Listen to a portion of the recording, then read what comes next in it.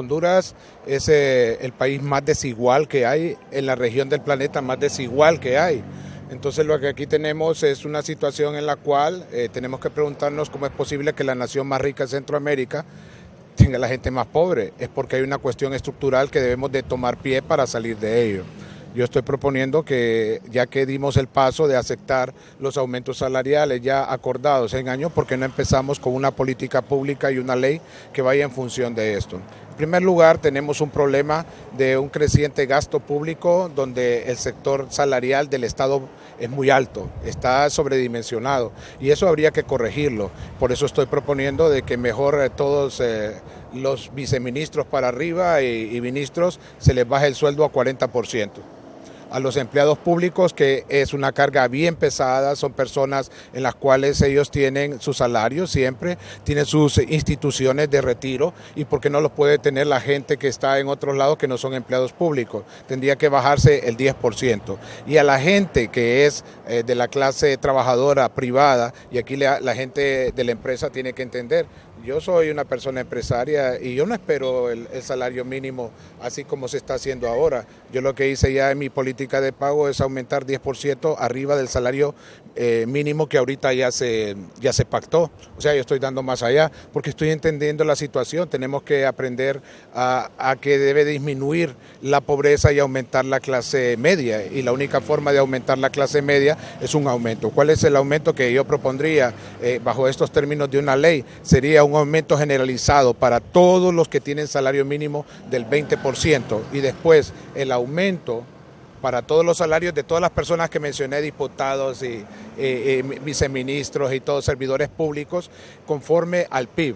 Si el PIB crece 3%, entonces todos tienen 3% el próximo año. Si el PIB crece 5%, 5% todo. Pero si no crece, si crece, por ejemplo, el PIB de Honduras un 1%, solo aumento de 1. ¿Qué estoy diciendo? Con esto nosotros corregiríamos muchas cosas en el sentido de que si la nación crece, pues entonces los sueldos y salarios deberían de crecer. Pero antes tenemos que corregir esa extremada forma tan alta en el sector público. Tenemos diputados que se pasan al trasladarse ellos a aumentos salariales sin negociarlos, sin nada. Tenemos ministros, viceministros con salarios que están otorgados en una forma direccionada. Tenemos servidores municipales que son alcaldes también, donde nos está dando. Y entonces tenemos que estar cuenta acerca de esas cosas. Por eso es importante que hagamos crecer la clase media. Si nosotros seguimos teniendo este tipo de acuerdos de hacer que la clase pobre continúe, vamos a seguir teniendo los mismos indicadores y niveles de pobreza. Si el gobierno lo que quiere es establecer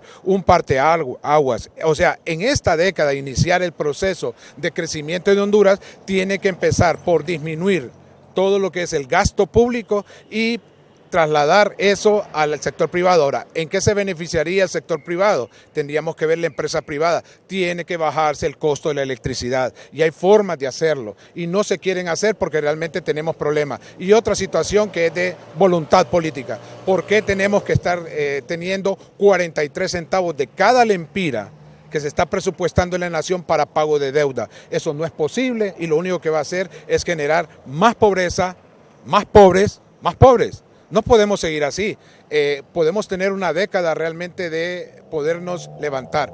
Yo sé que con el aumento salarial a la empresa privada, porque pueden decir eso no es posible, pero si hay una disminución de la electricidad realmente como debería de hacerse, porque ahorita los aumentos de la electricidad no van acordes realmente a como debería de estar aumentándose. Todas las naciones que han despegado le han bajado a la electricidad y han aumentado los salarios y han controlado el gasto público. Todas las naciones que despegaron, que antes eran pobres y hoy son ricas. Yo no estoy proponiendo algo sacado de los pelos, es una realidad.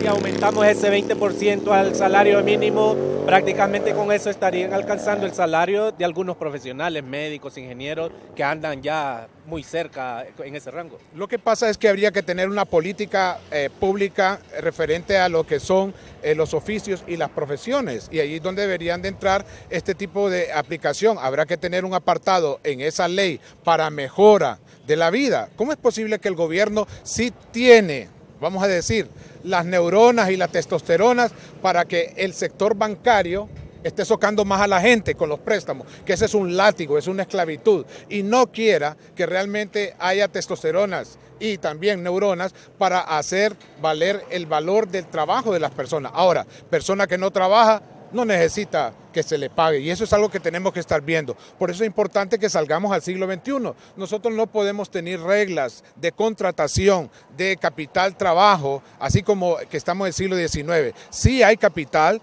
sí hay trabajo y sí hay tierra, pero deben de haber tres cosas más para que este siglo XXI podamos salir de la pobreza en que estamos: Estado, ciudadanía y trascendencia generacional. No podemos seguirnos acostumbrando a estos niveles de pobreza. Tenemos que hacer crecer la clase media, y hacer crecer la clase media nos va a beneficiar a todos, pero a todos, a empresarios, a lo que es, usted me está preguntando por el sector profesional. Por supuesto que deberían de ellos de tener un aumento, pero antes también tenemos que ver si las condiciones de competitividad, porque el sector profesional, tengo que darle una pésima noticia.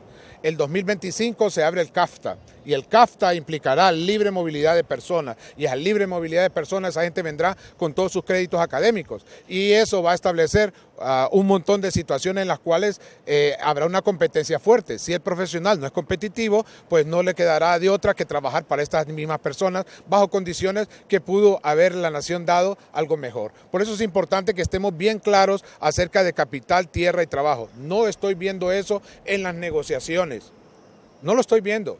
Aquí lo que están viendo es tratar a un acuerdo más o menos y ver cómo se pasa el año y después el otro año. No, señores, se trata de que la nación más rica en recursos tenga la clase media más grande de Centroamérica. ¿Por qué no podemos hacerlo? ¿Por qué no podemos aspirar a eso?